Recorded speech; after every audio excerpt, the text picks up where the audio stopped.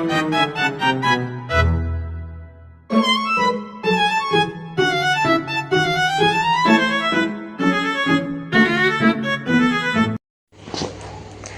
assalamualaikum warahmatullahi wabarakatuh.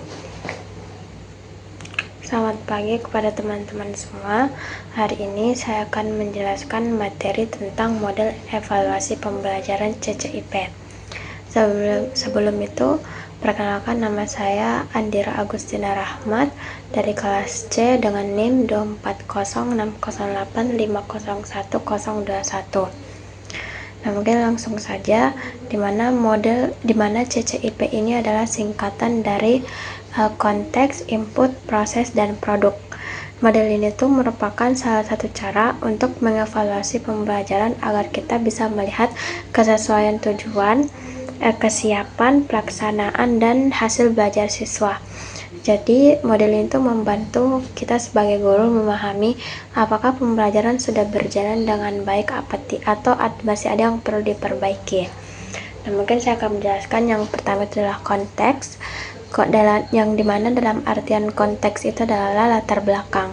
Nah, di tahap ini atau di tahap awal ini kita bisa melihat apakah tujuan pembelajaran ini sudah sesuai dengan kebutuhan siswa, kondisi sekolah, atau tuntunan dari kurikulum. Contohnya kayak di kelas bahasa Indonesia itu kan ada tujuan agar siswa mampu menulis esai argumentasi.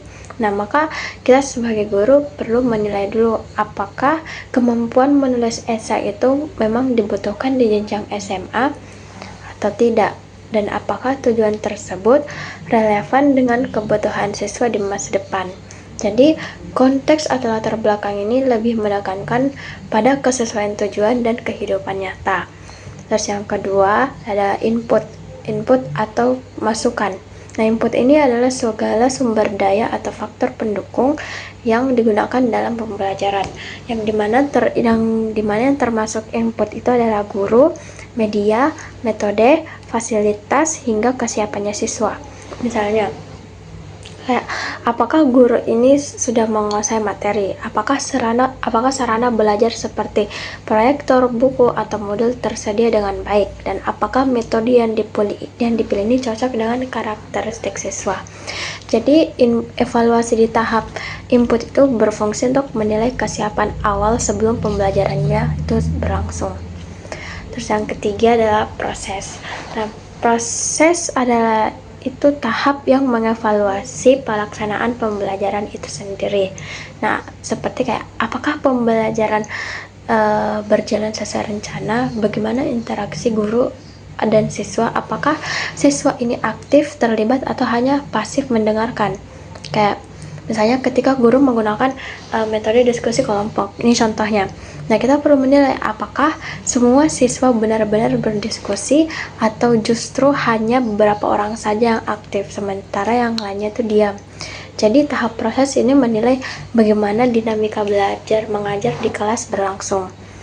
Terus yang terakhir atau produk atau hasil. Produk ini adalah, kalau dalam evaluasi itu adalah hasil akhir dari pembelajaran. Di sini tuh kita sebagai guru menilai apakah tujuan pembelajaran ini tercapai. Evaluasi itu kan tidak hanya melihat nilai ujian, tapi juga perubahan sikap, keterampilan, dan kepercayaan dirinya siswa. Misalnya, contohnya setelah pembelajaran, apakah siswa ini berhasil meningkatkan nilai tulisannya? Apakah mereka juga menjadi lebih percaya diri untuk menyampaikan pendapatnya? Jadi di tahap produk ini atau hasil akhir ini tidak hanya berfokus pada hasil kognitif, tapi juga pada aspek afektif dan psikomotorik. Nah, dalam evaluasi CCIP ini, dia mempunyai kelebihan dan kekurangan juga. Di mana kelebihannya itu dia bersifat sederhana dan sistematis dan memberikan gambaran menyeluruh mulai dari tujuan, sarana, proses, dan sampai hasil. Dan juga bisa digunakan di tingkat kelas maupun untuk mengevaluasi program sekolah yang lebih besar.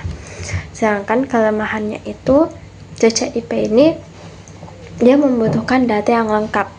Jadi jika datanya kurang, hasil evaluasinya itu bisa bias atau nggak pasti dan nggak sesuai.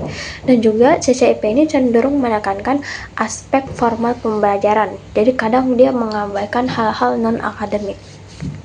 Oke, mungkin hanya itu dari penjelasan saya dari materi saya. Jika ada yang ditanyakan, silahkan kalian teman-teman bertanya di kolom komentar. Insya Allah saya akan menjawabnya. Baik, hanya itu saja. Jadi CCIP ini kita bisa melihat pembelajaran dari awal hingga akhir. Model evaluasi CCIP ini membantu kita mengetahui bahwa mana yang sudah sesuai dan bagian mana yang perlu diperbaiki, sehingga pembelajaran itu lebih efektif dan bermakna bagi siswa. Jadi sekian penjelasan saya mengenai evaluasi pembelajaran CCIP. Jika ada yang ingin ditanyakan, silakan kalian bertanya di kolom komentar. Semoga bermanfaat dan menambah pemahaman kita semua. Terima kasih. Assalamualaikum warahmatullahi wabarakatuh.